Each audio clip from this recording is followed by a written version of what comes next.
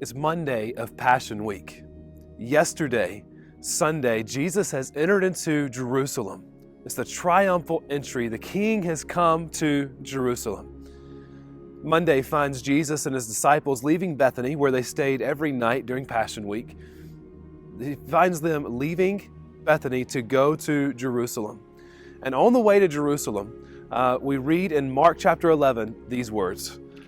On the following day, when they came from Bethany, he was hungry.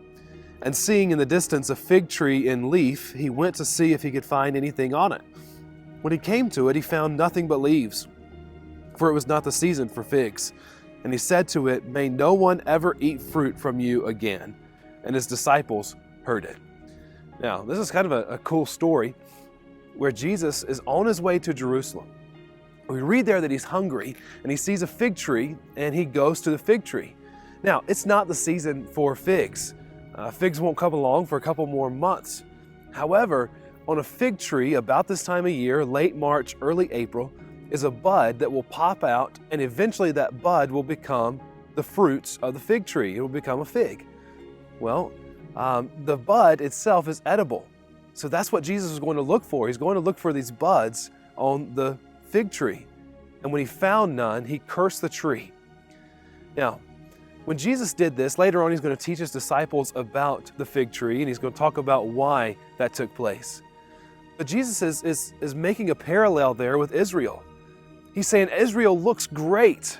Everything on the outside looking in, you're strong. You've got this great appearance, just like the fig tree.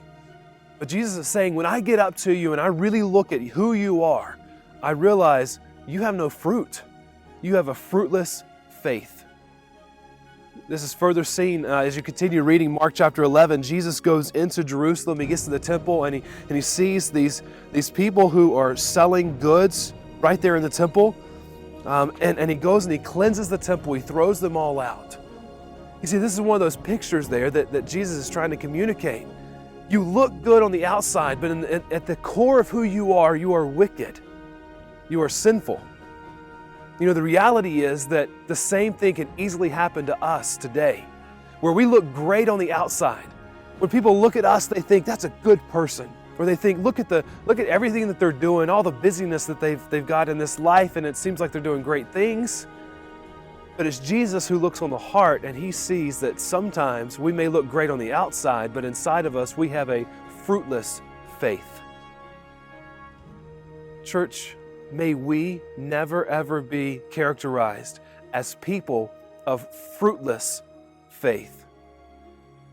As Jesus continues on this Passion Week, over and over again, he's going to give some of the strongest teaching of his entire life.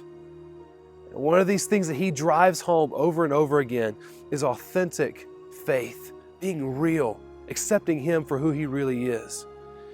And when we do that, that is when we see the fruit start to come out in our lives.